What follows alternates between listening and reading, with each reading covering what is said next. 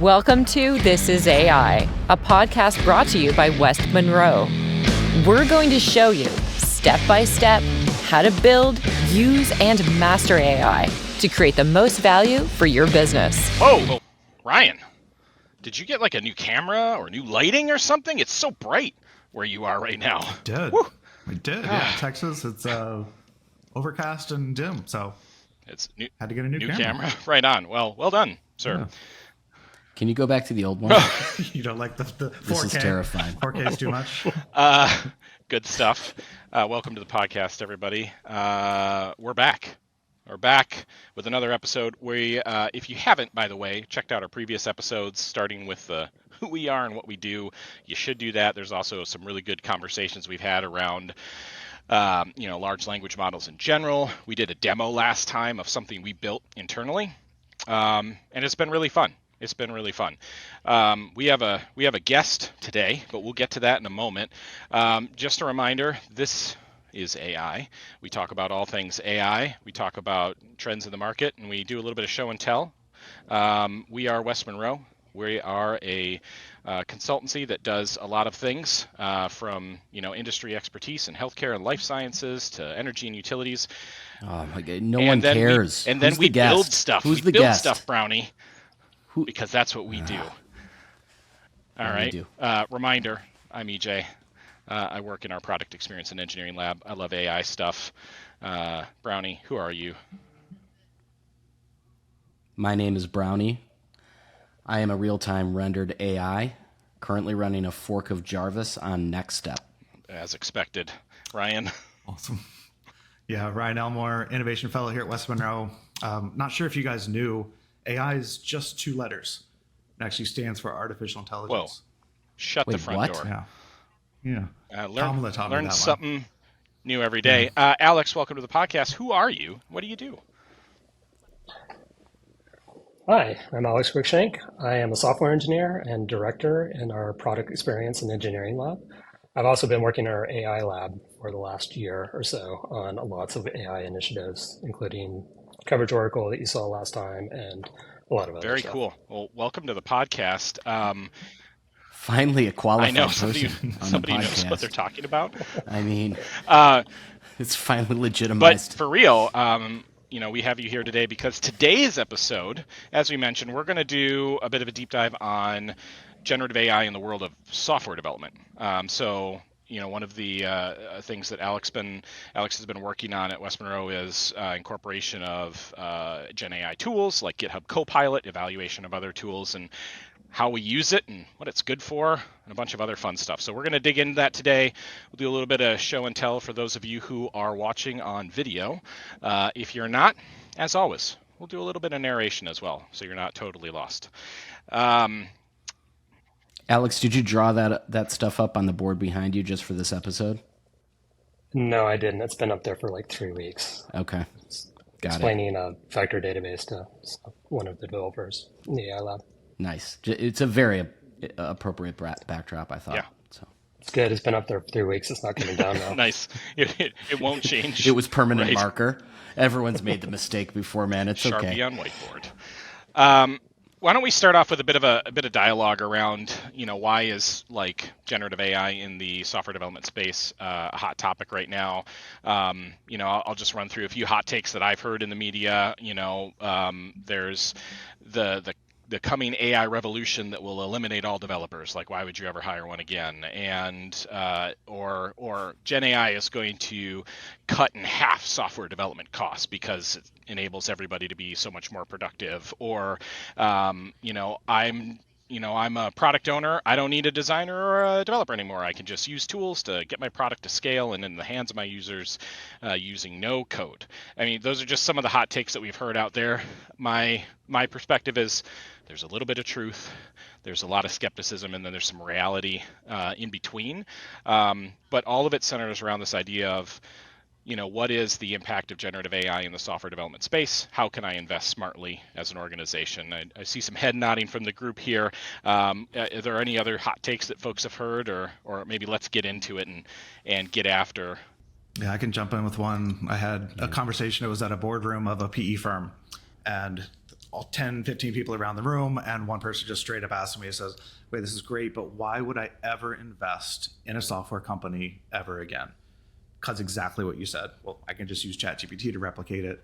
However, the idea, the IP, the decades of data that they've created, some of them are 2 to 3 million lines of code that they've developed, all of the repeatable testing solutions that they put up in place to make sure it works, that is kind of not replicable by ChatGPT on its own. So for me, I said, no, still keep investing. And I'm not going to steal Alex's thunder, because I know, Alex, you've been doing a lot of work with our development teams on this and assessing the efficiency. It's going to make developers more efficient.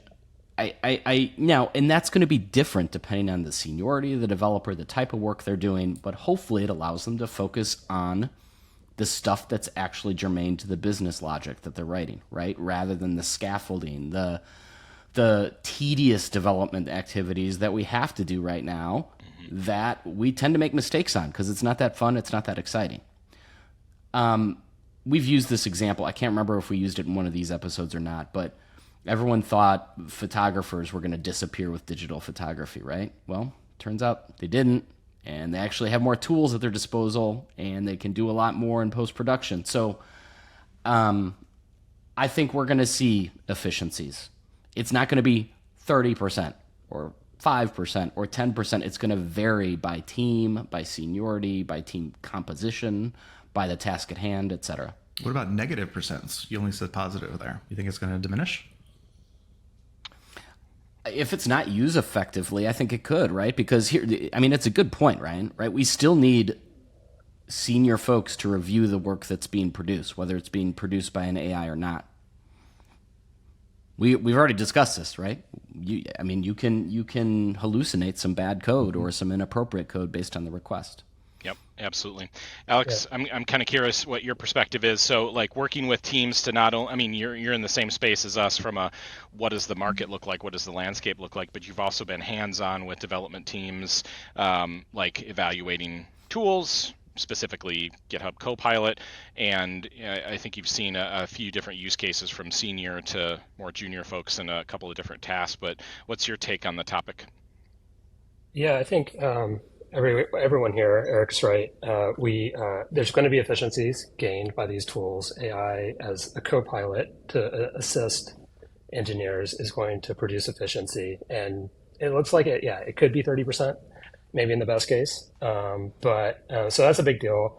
I also think there are classes of development that are going to go away because of AI. It's like there's things that we do now that we're just not going to do in the future. That sounds bad for developers, but the fact is developers we do more automation of our own jobs than any other field. And, I think back to when I started, it was an acceptable thing to write a web server. And that's just crazy. You install a web server, like all these tools are there. We keep on everything that we did in the past. We now have good tools for it and we use them and we start building new things. And it's going to be the same thing in the future. We're going to bring in these AI tools. They're going to do some of the things that we did in the past. And, that maybe some of those were fun. Maybe we like doing those, but they're going away. We have to get used to that and move on to new things. But there's going to be new things too. Programming with AI is going to be a thing. I think we're just going to have to get used to both using AI as we do our development and also working around AI, incorporating AI into the products we're using, letting AI do some of the things that we used to do in the past. So it's going to be different in the future, but I'm not sure if it's going to be that bad for developers. Alex, I love the answer or the example you had with writing your own web server and tying that back to Ryan's question. Because I remember working on a diligence for a company, buying a software company, and we got in there unbelievably talented engineers and developers, but they had built a custom web server when many, Apache was available and countless other open source or other proven web servers were available. So it became an interesting analysis if you have a very talented engineering team that is not spending their time very wisely at all and opening you to security risk. Maybe there's a parallel future like that as AI is applied to software development. Yeah. That if you don't use it correctly, you don't use it effectively as a team, you're not going to be efficient. You're going to open yourself to security risks and other QA risks. Yeah, I think that's totally fair, and I'm curious to get the group's perspective on this. So, Alex, you and I have talked, previously about, exactly what Brownie's talking about, where you put something like ChatGPT or a custom OpenAI integration or GitHub Copilot in the hands of a senior developer. You could, depending on the task, depending on the work to be done, you could see a huge productivity gain, because I think they have sort of the skill set and the experience to evaluate the output. Whereas if you put a similar task in the hands of a junior developer, maybe it's not the same. And that's because of the skill gap. Is that something that you would agree with? I'm not that concerned about putting AI. I think it's a big open question about what happens when you pair a junior developer with AI. It's whether it's going to be. The thing is, they're going to be able to do more than they could on their own. My big concern is they're going to be able to do more, but they're maybe not going to learn as much, and and not going to be able to make that transition to be a senior developer because they're using it as a crutch. The thing is, like, there's no. You have a junior developer on a project, there's going to be a senior developer that's going to be reviewing their code no matter what. So it's not like they can really do that much damage with an AI, that much, maybe a little bit. But yeah, I'm worried about, like, are they actually going to be able to get to the point where they're a senior developer and then be able to review code, and do the kind of more advanced tasks that senior developers need to do. Mm-hmm. I think one of the steps even leading up to hands-on keyboard with coding is like user stories, right? Like, what are steps 1, 2, 3? How do I even get to creating a feature, creating a new cool thing within this before even writing a line of code? I think it can definitely help with that piece of even, like, where do I start with this thing? Like, now that they just introduced imagery, upload a picture of what your website should look like. I need to create this user story. It'll write 2 paragraphs before you know it to even get you started with the coding piece. Yeah, I want to go back to something that we were talking about just a minute ago, and that is productivity gain depending on the task, depending on where you're using it. So I think there's a perspective. There's a lot of threads on X of people who are like, I asked ChatGPT to write my application. Boom, done, launched, scale. And I think a lot of those What's X? Yeah. So I'm sorry for the old people here. Twitter. Oh. That's right. But I think that those threads often end without and here's how I operationalized it, here's how I scaled it, here's how I address bugs, maintenance. There's a complexity you talked about, Brownie, to like the life cycle over time. So where do we see generative AI being used? Is it a steady 30% productivity boost from start to finish of an engagement? Is it more in the scaffolding initial setup? Is it more during QA? Is it at points in the middle? I mean, like, what are the tasks that it really helps with, and where do we still rely on the expertise and the human element of the engineer or the software developer? Yeah, with AI, you get the efficiency when you're actually writing code. So when you're writing code, it anticipates a lot of what you're going to do. There's sometimes when it gets it wrong, you have to correct it, things like that. Of course, you have to do all your own debugging, but as long as you're writing code, you're getting an efficiency. The problem is that developers only spend a fraction of their time writing code. A lot of times they're figuring out what they need to do. They're talking with their stakeholders, their teammates. They're thinking about what they're trying to do, what they need to do next. So I don't think you're going to see that efficiency gain. I don't know. Basically, whatever efficiency gain you get while you're coding, you're not going to see that much efficiency. It may be that you get 30% while you're coding, you get 5% overall, something like that. So it's a bit I think that efficiency gain is real. Yeah, so it's a bit of a misnomer then, perhaps, when we see some of those X threads or stories online where somebody's saying, I can cut my time in half because my developers produce code 50% more efficiently. Well, that's only during, potentially, when they're actually writing code. What about when they're reviewing requirements or having, to your point, having a conversation with a stakeholder about how a feature works or solving a logic problem? Yeah, all those things are. Go ahead, Eric.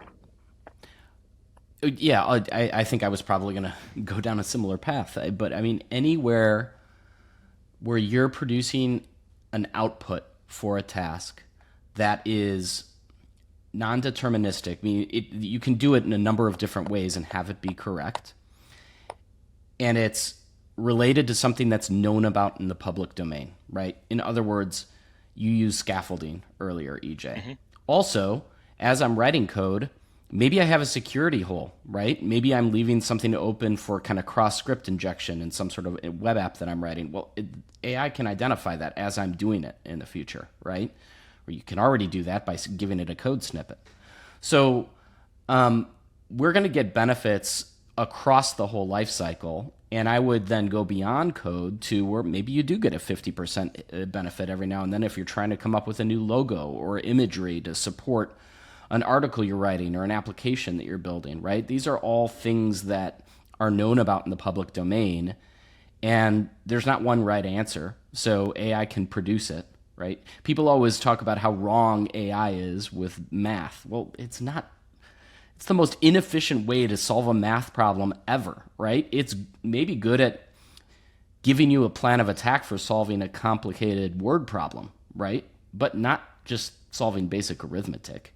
It's good in these areas where there are multiple right answers and ways we can do things. And it can be an assistant to identify maybe mistakes that we introduce. Mm-hmm. So I feel like there's this through line that we're tying across all these episodes where, am I going to be cutting my workforce in half? Am I going to be eliminating massive amounts of jobs?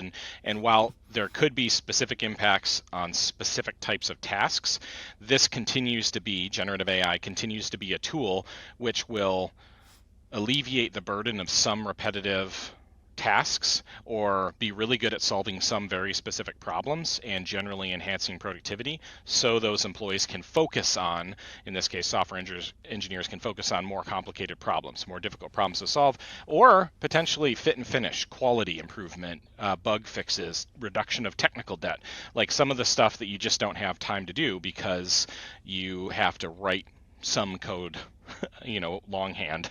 Is that the right word? Hands on keyboard? I don't know. Whatever the case might be. But it's a tool to provide efficiency. It's a tool to provide support and speed to delivery, not to replace en masse positions. I think one of the news headlines that I read recently was around Stack Overflow laying off a bunch of developers. And there's a tendency, I think, for folks to say, oh, well, they're a software development company, so they laid off software developers because they're replacing them with AI.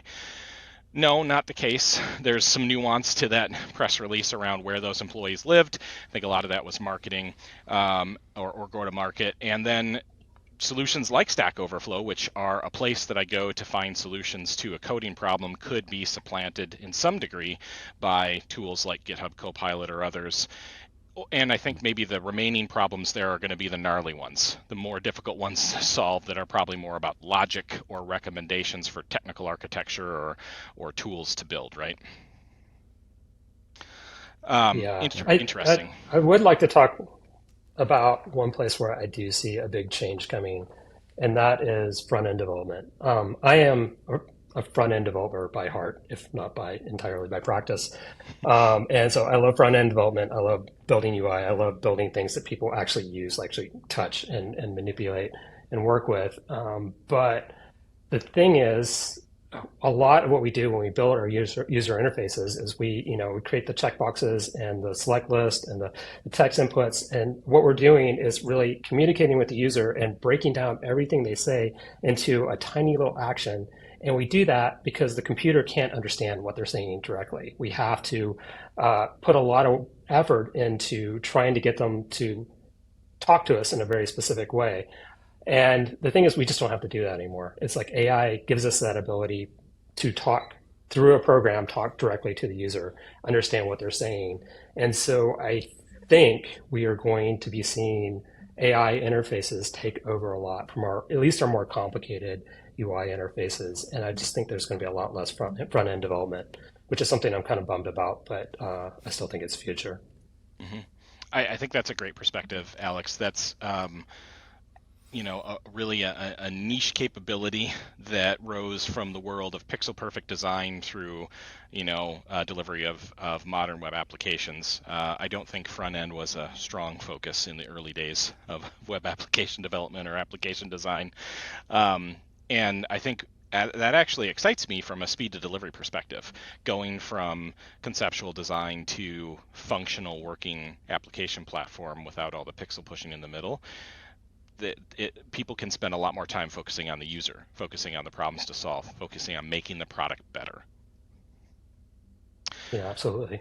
I think, why don't we do a little bit of show and tell here? I think the idea would be to show, I think, Alex, we're going to show GitHub Copilot, and maybe a couple of tasks just to ground our listeners/viewers on what we're talking about when we say code. I think a lot of people are probably familiar with the X threads of somebody posting a prompt in ChatGPT and getting 50 different responses with code. But what does it actually look like for an engineer that's using it in their day-to-day job?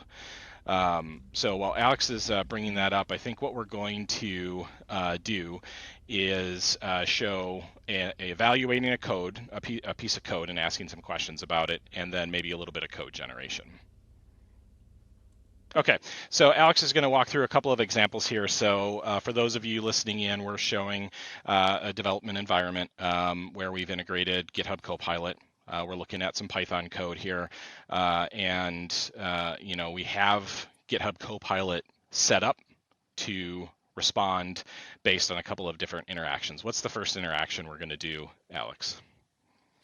I'm just going to go ahead and create a new method. So this is Visual Studio Code. I have GitHub Copilot installed. So that GitHub Copilot is a subscription that you subscribe to GitHub for. And as you're coding, it just kind of completes the code for you. So I'm actually just going to hit enter here. It's here, and then type def, like I'm going to start a new function. And you can see it actually comes up with a function for me. Maybe based on all the functions that are on this is a reasonable thing to do. I'm just going to hit tab and go ahead and start doing whatever this function is. So I do this. If you look at the bottom here, you can see that this is Copilot and it spins for a little bit. And so what this is going to do is it's just going to do a quick load from Mongo, it looks like. Sorry, I'm not doing anything very specific here. Let's try something a little bit more specific. I'm going to do an import chain from Hugging Face. That sounds like a good one. So you can see I can just start typing the function name. Normally what I do is I have something in mind that I actually want to do, and I would type a good function name for that, and that would actually give it a pretty strong signal. It usually can figure out what parameters I want. Of course, I always have the ability to edit it. Like I can say, actually, I don't want a model. I just want to default the model name here, so I can do that. And then it's actually going to come up with a body here. And you can see it understands a lot of the packages that I'm using. So it's going to come in here and it knows the functions that it can call, and it can figure out pretty much what it needs to do. In this case, it's importing it. It's not returning anything. So I might try to return the chain details just so I get a little feedback there. And it, it kind of knows, it can anticipate a lot of what I want to do. And even when I'm typing in it, like I need to do some kind of algorithm, something's a little tricky, it often does a pretty good job of figuring that out. So if I can somehow describe what I want to do either as a comment or with the function name, a lot of times I'll just be writing a function and halfway through I'll just write a comment to get it started and just see what it does. And a lot of times it will get it pretty close to right. A lot of times I'll go through it. A lot of times I'll change it for style. I'll fix some things about it. So it's not like usually completely done when I hit enter, but it's often good enough. It's like I'm just a little picky, so sometimes I'll change things. But I'm surprised that it gets the algorithms right as well as it does. But it tends to do a good job, I think, just because a lot of those are very common algorithms. It just kind of knows how to do those. A quick question on kind of what you've done so far. Sure. So you've started the process of writing an import function from a Hugging Face model. Prior to this, in order for me to do that, I would either have to already know how to structure that function and what the Hugging Face call should look like and what parameters to pass and all that stuff. And now I don't. What's the delta here for previous versus the now? delta. Well, yeah, you kind of still need to know how the interface works. I mean, so one thing you can do is you can just trust it, and it will, it supposedly knows the API. The thing is, it does hallucinate sometimes. It'll like sometimes hallucinate methods or functions that are not actually in the API. So, you do kind of need to confirm that that's right. But a lot of times, the IDE will actually give you that information. So it will hallucinate the function name, and then it will actually show up as red. I'm not sure if actually I get that right now in Python. It looks like I don't. So, if you're in an environment where you have good static checking on types, you will get, the ID will actually help correct you on that. Sometimes you just got to know, sometimes you just try it and see it fails and you're like, oh, okay, see, it got a little bit wrong here or something like that.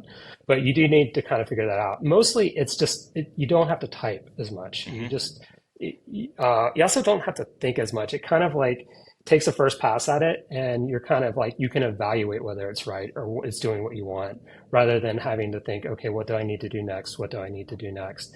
And I have to say that as a developer, I don't even really like linters. I like to write my own code.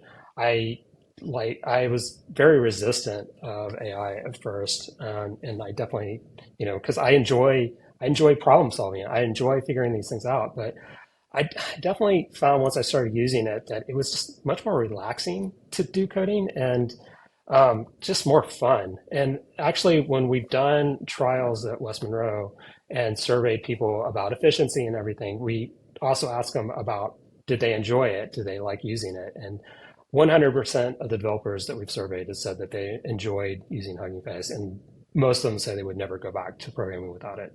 Sorry, not Hugging Face, Copilot. So I think yeah. that's super helpful, Alex. And I think what it underscores is the conversation we were just having about how this is a tool that allows us to speed up some of the monotonous tasks and skip to the fun part. Like, I need to solve the problem. I don't need to type 47 characters to get to the problem to solve.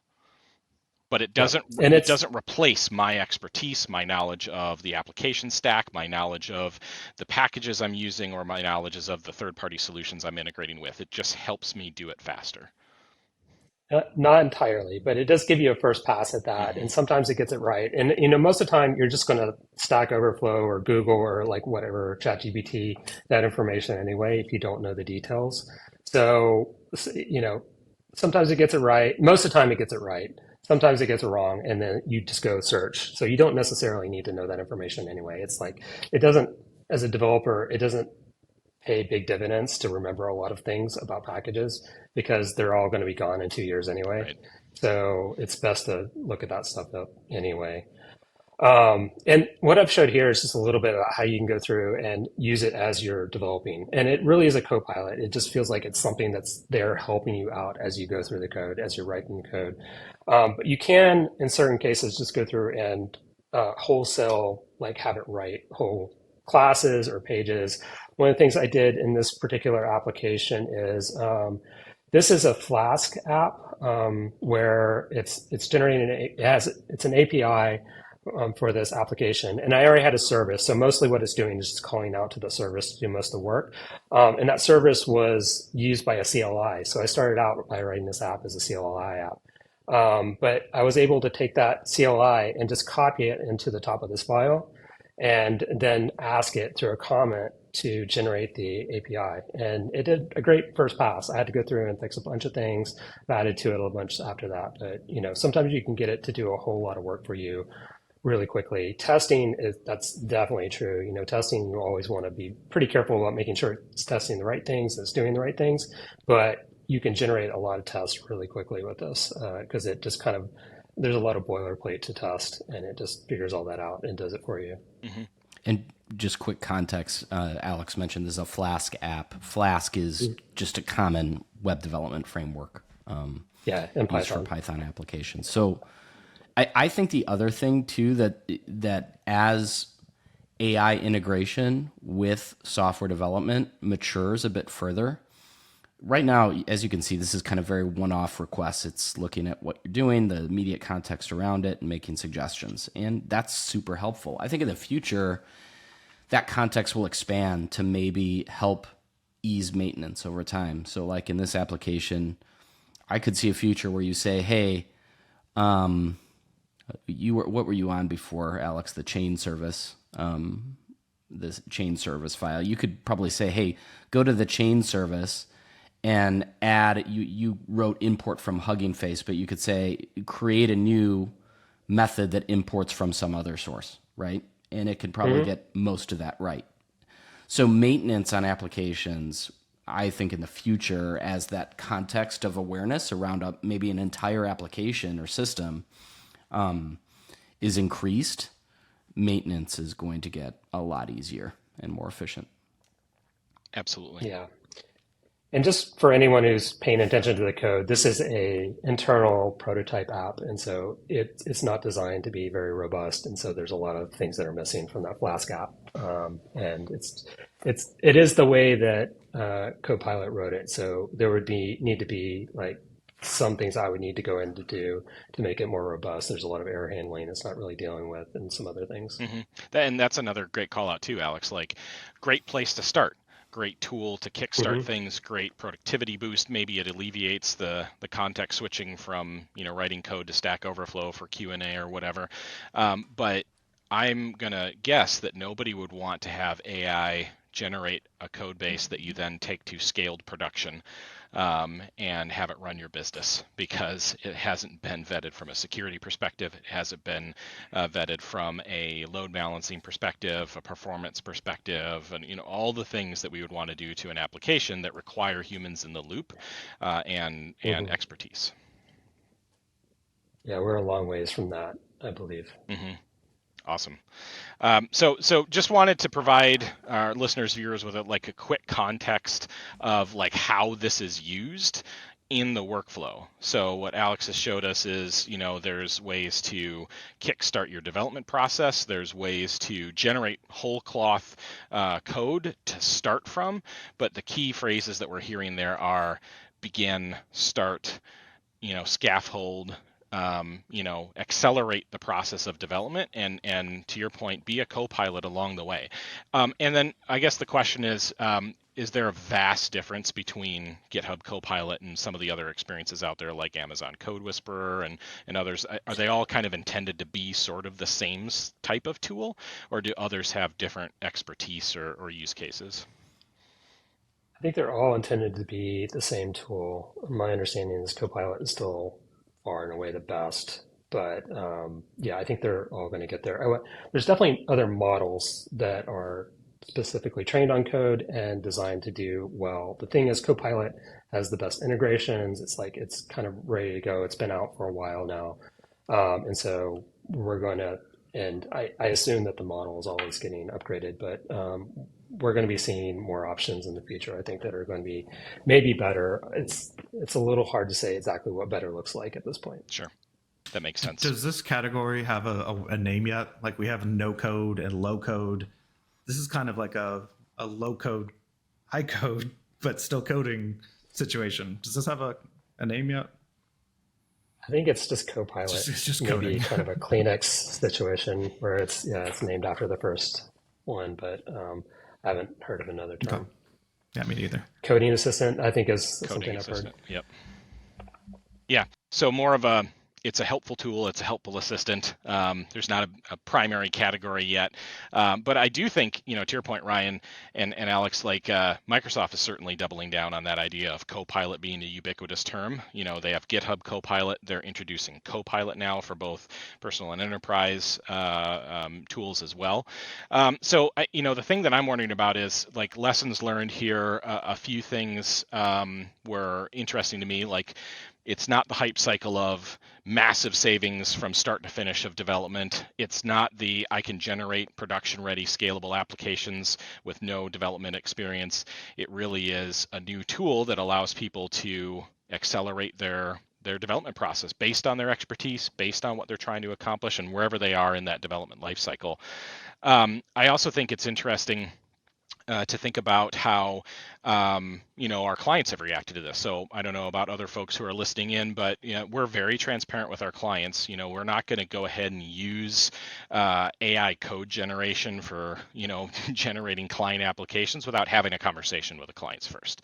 Microsoft has joined the plethora of companies out there like Google and Adobe that are ready to indemnify for their tools and capabilities, but I still think there's a little bit of hesitancy in the marketplace. Clients don't want to develop applications that they think might be built on other IP or be trained from other IP. So I think that while there is a future where these will be commonplace and used everywhere, you have to have that conversation with your clients first and just say, we use this tool.